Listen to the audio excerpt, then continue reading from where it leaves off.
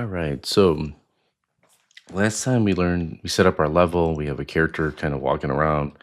We learned a little bit about texturing. We are going to put into practice some of the stuff we're learning in the theory section, which is, how to design, a good level for a game, learning how to guide our player, things like that. Right now in our first level or module, we're just trying to figure out the tool itself, how to use it, how to place objects, things like that. And once we get the tool down, we'll start to embed a lot of our theory into our practice. Okay, so let's take a look at how we can bring in some placeholder assets for our game. So back up here in the corner, let's go and click on Fab here. And what I want to import is just some assets to use as as placeholders to guide my player around my level. Now, what I tend to do is I click on 3D here, and then you can see we have all this cool stuff. But for now, because I'd like to teach you in other later modules how to actually build and make your own assets, which I think are important, we're just gonna use a bunch of free ones. If you feel like you'd like to buy some just to examine the quality and how they made it, I'm totally okay with it. But some of them are pretty pricey. So I'm gonna click on price here. I'm gonna click on only show free products. And then off to the side, you can see there's building and architectures, characters, environments, nature, and plants.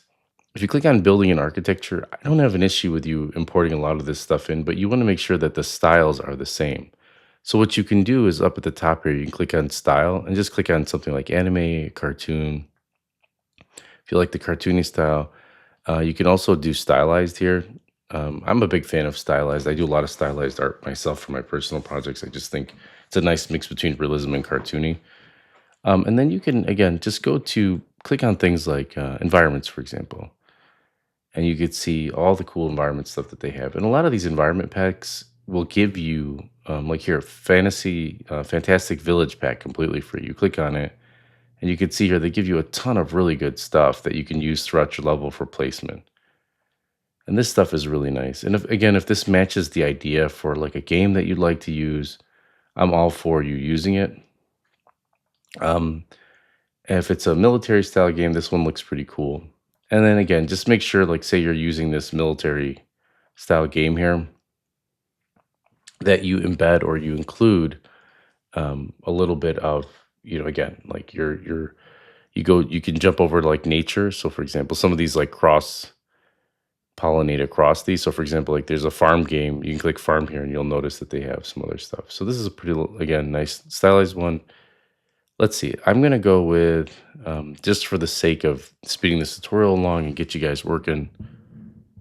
Let's get you. Let's see. Here we're environment. Let's check out what's under.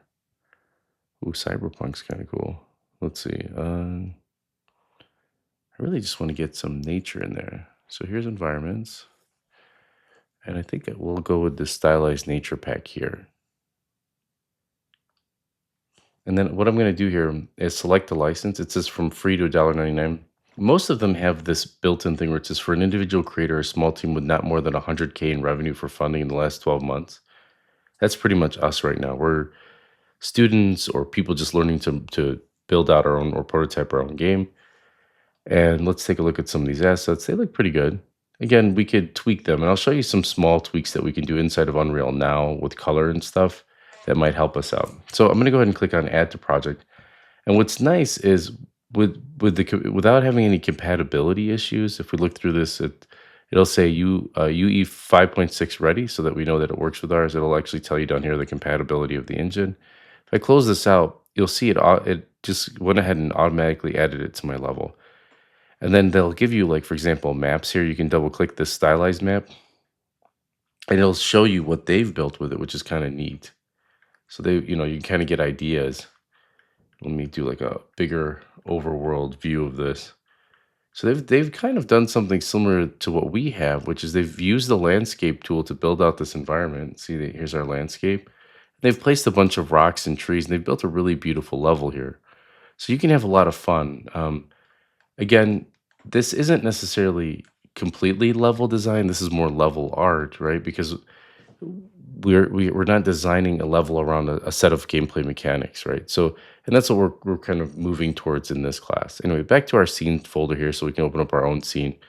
And what we want to do is we just want to think about, okay, maybe where my player starts here, I'm just going to guide them along or place some roughage and some rocks and just sort of block in a path to kind of guide my player to sort of maybe they walk here. Let's see.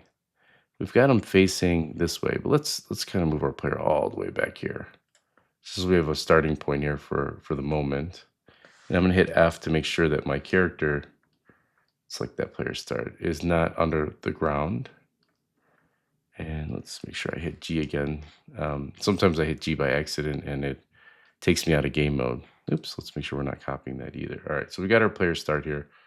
And let's bring this down a little bit. Let's bring this down as well so we could see what's inside of our outliner.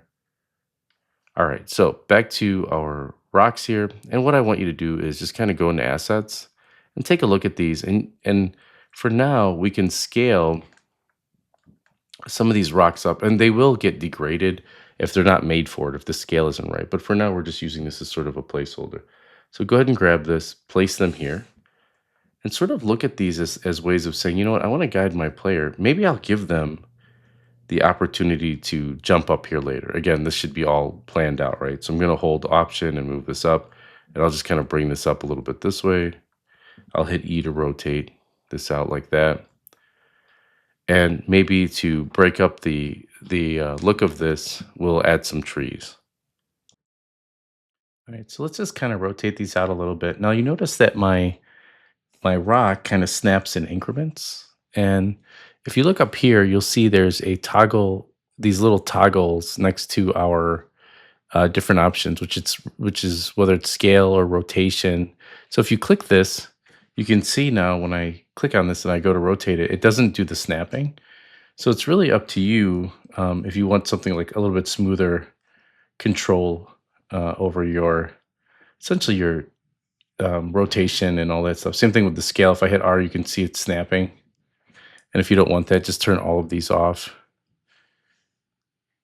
And some of the things I look for is there's kind of a saying, right? Like it comes from the acting world. And the name sort of escapes me of the theater person. And he was saying that like if you put a gun in the scene, make sure that the gun is used somewhere in the performance, right? Like you don't want to have something in it that's not going to be really used or provide direction. So for instance, here, there's a couple things. Like let's say we don't have it where this rock is essentially something that the player can jump on, right? Like there's no health bar or pickup here. Well, what we can do is we can use it as a visual indicator of where the player should go. So subconsciously they know to sort of move in this direction. And so, for example, if our character is starting off here, let me go and select my player start and hit F to focus. The direction of this line work, having all of these things point in this direction. So when I press play to start the game, this is a sort of a visual guide that's letting me know that, oh, okay, maybe I should go this way. You know, and as I jump up here, you know, it's a little bit too high. So that tells me, oh, okay, I can't go that way. So these are things that you want to do is ever so often. Now, you don't have to be explicit where everything is sort of an arrow. You can go in here and essentially, you know, and so let's say that the point of this little section here is just to teach the player as a tutorial how to walk, right? And so we want to guide the player to just kind of go down this path and then maybe they turn down here. So I can go in here and I could say, well, you know, maybe a visual stopper, which is a visual stopper is something where the arrows sort of point going straight down here. So what we can use is, let's take a look at here, inside of our stylized PBR nature here. Let's grab some foliage here. Now, if I don't want my player to go towards a specific location, you want to use something that's a little bit pointier or sharper. And it's the same thing here. If these hills are a bit pointier or sharp, it provides unease to the player. And again, culturally, it might be different depending on people. So what I would say is I would actually just vary this in scale. So I can bring this one down a little bit. And don't forget, like you can always just hold Alt and then or Option and move this. And you just want to offset these a little bit so it feels a bit more natural. And you always want, whenever you're creating level designs, you always want some sort of secondary nature that attaches a cluster. So with these trees, I want to grab a little bit of grass and then embed the tree within that grass plane here. And I might even just scale this up a little bit because just to be more performant. Now I'm able to duplicate another one over here. And that'll sort of anchor the tree to the ground instead of it feeling so disconnected or disjointed here.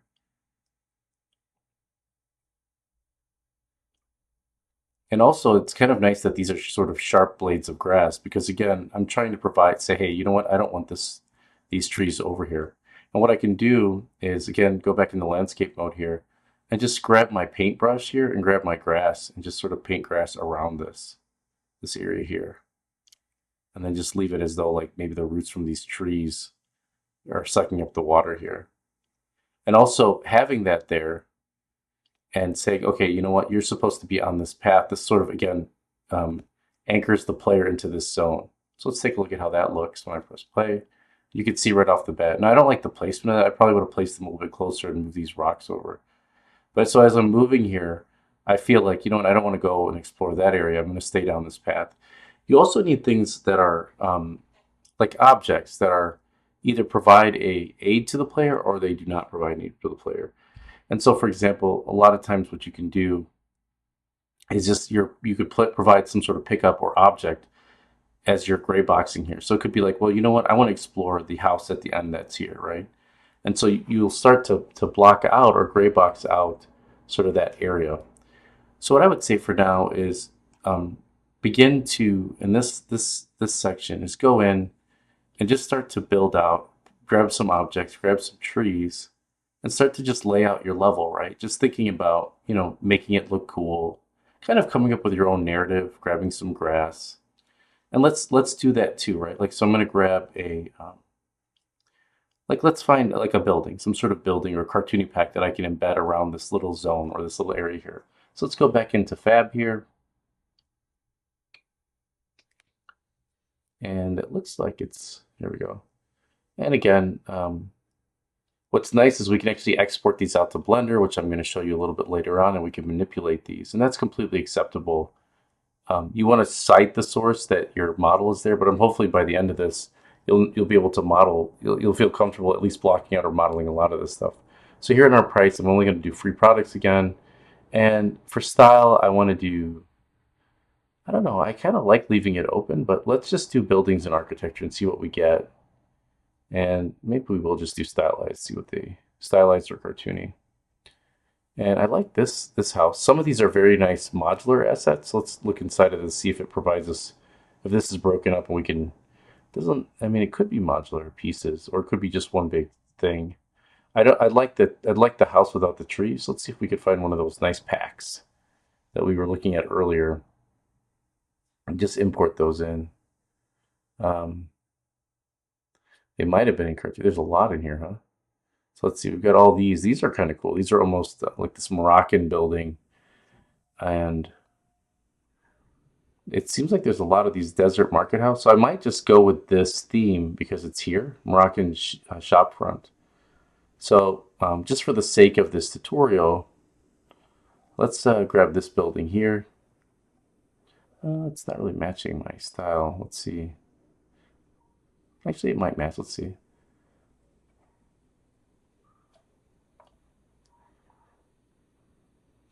Let's go with, yeah, that one's pretty cool.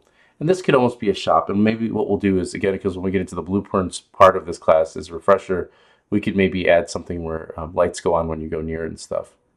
So let's go ahead and add this to the project. Just, and you'll see it's downloading the market. I'll close this out. And let's see, here we go. Market is placed in here under the content.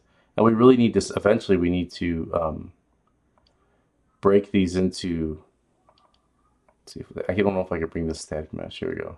Yeah, so we've got this in here. And let's bring this up.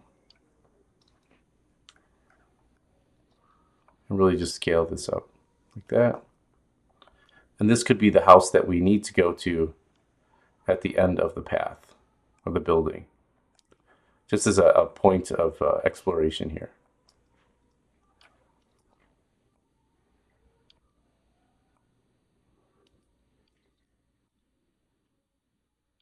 So it's almost like a temple or some sort of monument.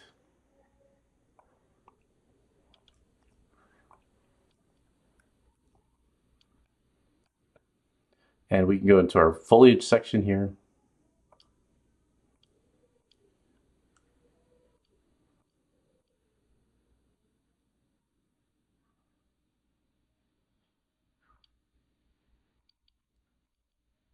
That's interesting. Okay, let's go here and then maybe put a couple more trees. Make sure to go to the assets folder. I keep kind of fudging that up. Here we go. Put a couple behind this, and I'm just gonna use these trees as a way of framing this this place. So let's press play here and see what we get. There we go. So that kind of draws our attention right away. So what I'd like you to do is kind of spend some time, building out your level. Find like a couple nice buildings, build out a little market area to have your character go to. And then what I'd like to do in the next video is just show you a little bit about how lighting works inside of Unreal Engine.